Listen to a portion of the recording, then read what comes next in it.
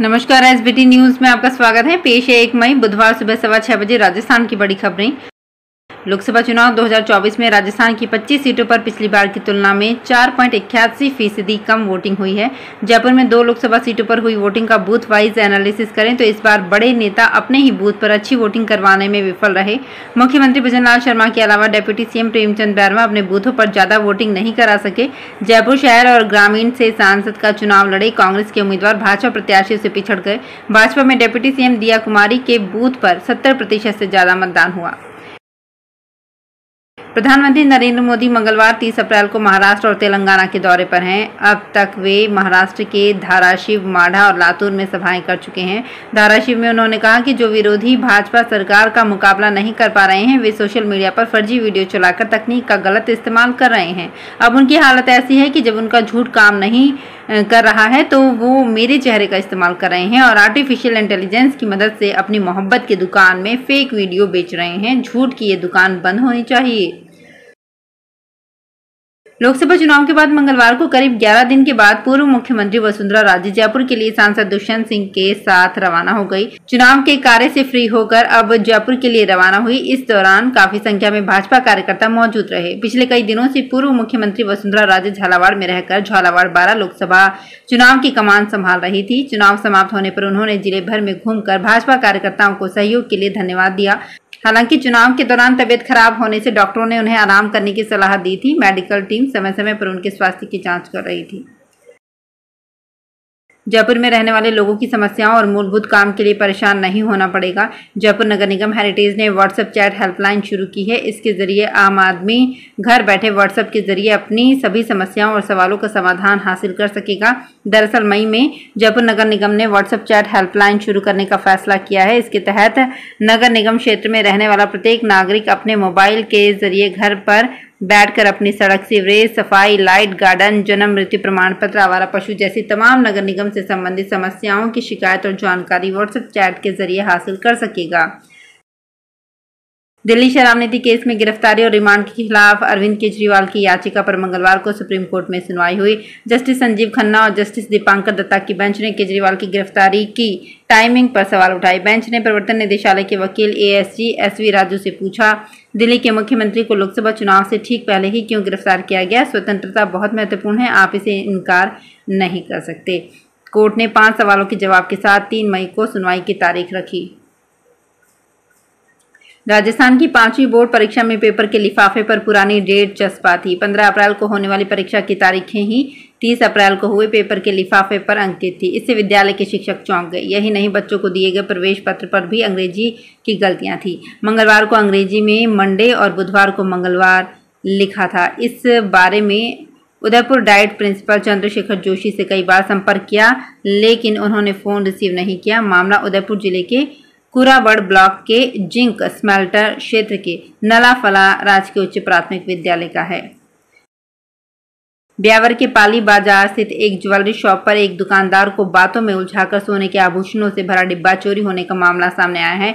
वारदात दुकान पर लगे सीसीटीवी कैमरे में कैद हो गई। पुलिस ने सीसीटीवी के आधार पर चोर की भी तलाशी शुरू कर दी है।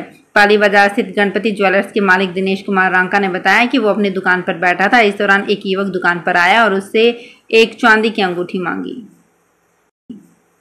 कांग्रेस ने देवेंद्र यादव को दिल्ली प्रदेश कांग्रेस कमेटी का अंतरिम अध्यक्ष नियुक्त किया है। 2 दिन पहले 28 अप्रैल को अरविंदर सिंह लवली ने पद से इस्तीफा दे दिया था। उन्होंने पार्टी के आपके साथ गठबंधन और राष्ट्रीय राजधानी में पार्टी के उम्मीदवारों के बयानों की आलोचना के बाद ये कदम उठाया था। पार्टी की ओर से जारी एक बयान में कहा गया है कि यादव पंजाब के एआईसीसी प्रभारी भी बने रहेंगे। राजस्थान हाई कोर्ट में दायर मुकदमों में सरकारी वकीलों के पेश नहीं होने और समय पर जवाब फाइल नहीं करने के मामले में हाई कोर्ट ने सख्ती दिखाई है। जस्टिस गणेश राम मीणा की कोर्ट ने मुख्य सचिव और प्रमुख शासन सचिव विधि से व्यक्तिगत रूप से शपथ पत्र पेश करके ये बताने के लिए कहा है कि कब तक अदालतों में यही हालात बने रहेंगे। दरअसल हाईकोर्ट मुकेश मीणा की याचिका पर सुनवाई कर रही थी। इस दौरान कोर्ट के सामने आए कि इस मामले में चिकित्सा विभाग ने पिछले 5 सालों में जवाब ही पेश नहीं किया है। जयपुर में सर्व ब्राह्मण महासभा व अन्य सहयोगी ब्राह्मण संगठनों की ओर से राज्य स्तरीय भगवान परशुराम जन्मोत्सव समारोह 1 मई से 15 मई तक संपूर्ण प्रदेश में आयोजित किया जाएगा। 15 दिन तक चलने वाले कार्यक्रम में संपूर्ण राजस्थान सहित देश विदेशों में भगवान परशुराम जन्मोत्सव समारोह के अंतर्गत विभिन्न कार्यक्रम आयोजित होंगे। रिश्वत के आरोप में एंटी करप्शन ब्यूरो के हत्थे चढ़े घूसखोर जमादार को कोर्ट ने जेल भेजने का आदेश दिया है।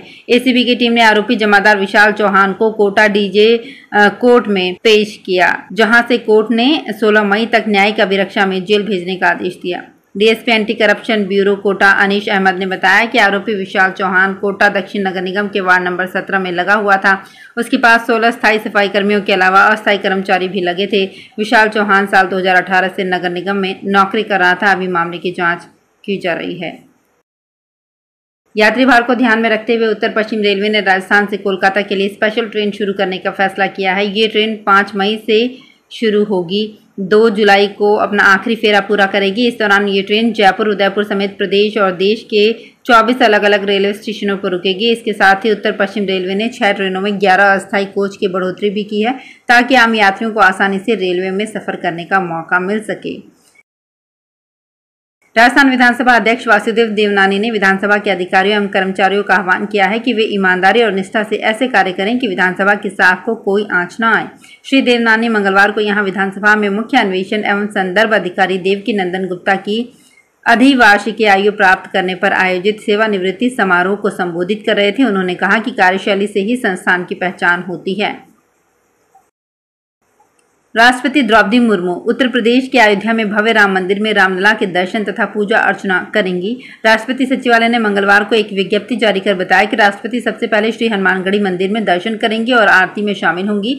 इसके बाद वो प्रभु श्री राम मंदिर और कुबेर टीला भी जाएंगी। राष्ट्रपति सरयू पूजन और आरती में भी हिस्सा लेंगी। अयोध्या में राम मंदिर बनने के बाद राष्ट्रपति का ये पहला अयोध्या दौरा है।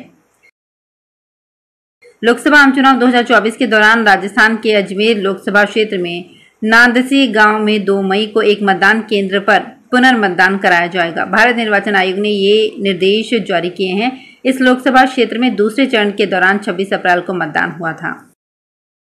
तो फिलहाल खास खबरों में इतना ही और ताज़ा खबरों की जानकारी के लिए देखते रहिए एसबीटी न्यूज़। धन्यवाद।